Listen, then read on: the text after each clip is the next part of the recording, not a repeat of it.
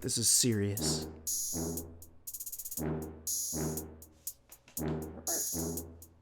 Okay, he's sleeping.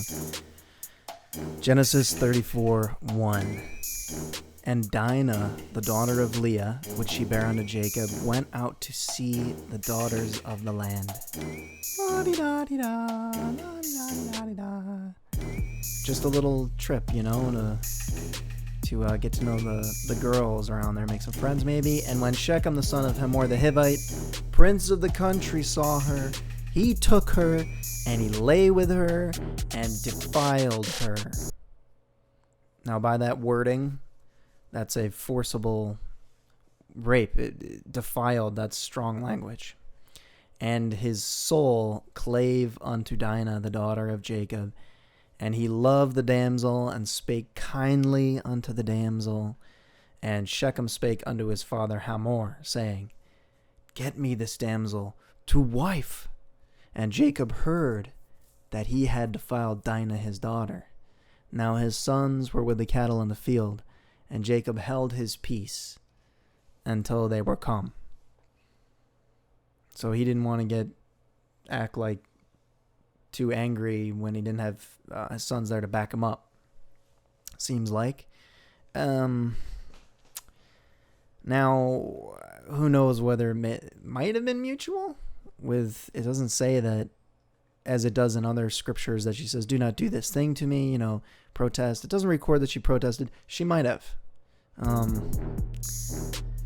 It's a bad thing, but no matter how much he liked her after and expressed it, he took her, he lay with her, he defiled her. Yikes. So Shechem said to his father, Get her to me to wife. And Jacob heard, holding his peace, waiting for his sons. And Hamor, the father of Shechem, went out unto Jacob to commune with him. Try to make this right. And the sons of Jacob came out of the field when they had heard it. And the men were grieved.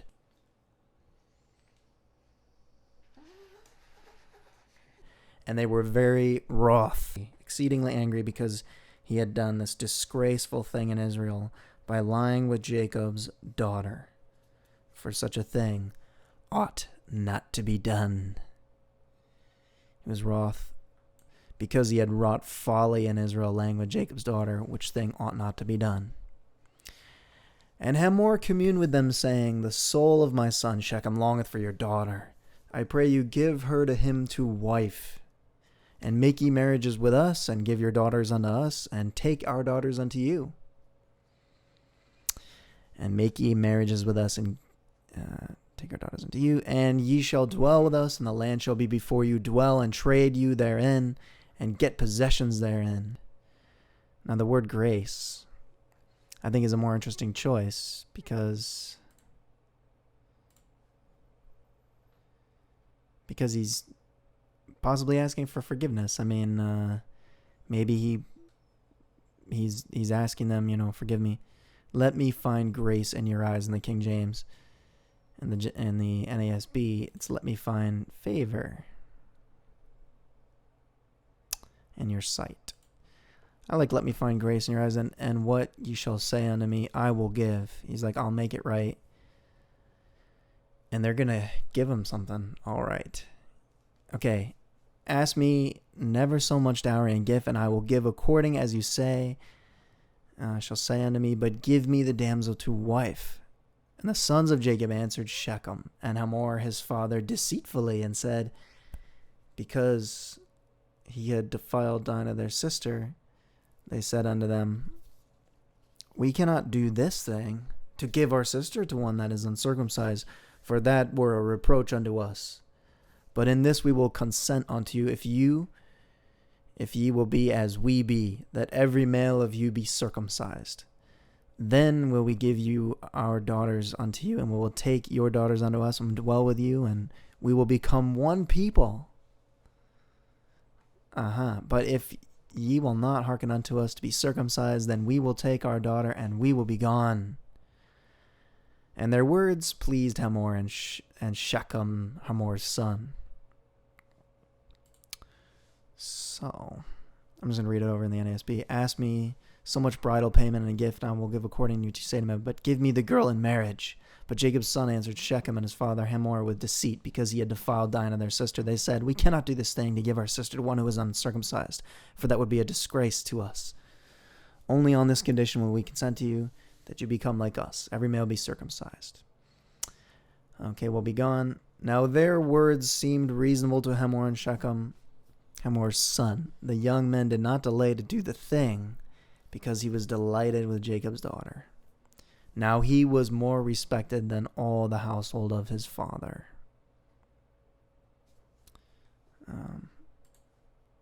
The young man deferred not to do the thing. So he didn't choose not to do it because he had delight in Jacob's daughter. And he was more honorable than all the house of his father. So he said, okay, I will do it. And he went and did it. Well, first he's going to convince everyone to do it too.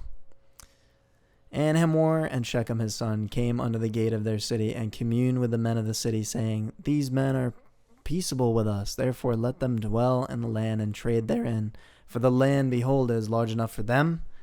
Let us take their daughters to us for wives, and let us give them our daughters.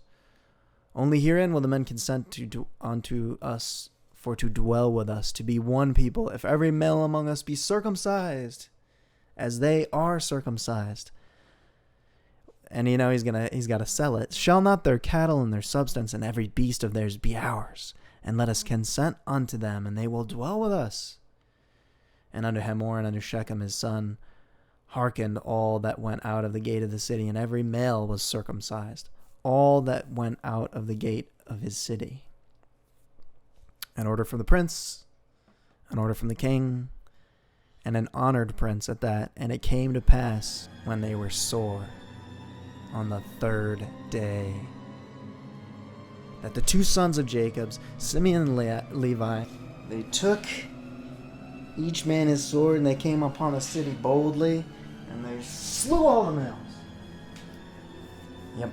And they slew Hamor and Shechem his son with the edge of the sword, and took Dinah out of Shechem's house, and went out. Yikes. The sons of Jacob came upon the slain and the spoiled city. The sons of Jacob came upon the slain and spoiled the city, because they had defiled their sister. They took their sheep, their oxen, their asses, and that which was in the city, and that which was in the field, and all their wealth, and all their little ones, and their wives took they captive, and spoiled even all that was in the house. And Jacob said to Simeon and Levi, ye have troubled me to make me stink among the inhabitants of the land, among the Canaanites and the Perizzites, and I being few in number, they shall gather themselves together against me, and slay me, and I shall be destroyed, I and my house.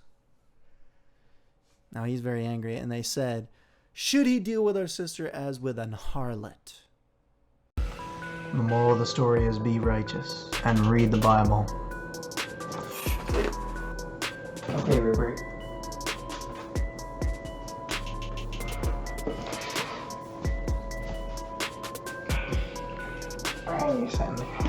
Sometimes he gets so afraid when I touch him because he doesn't see me coming. And you better be careful. You're gonna get a tiny little heart attack if you keep bugging yourself. Okay? He says, be gentle. Wake me up gently. Right? Oh. You wanna go get some dinner? You wanna get some dinner?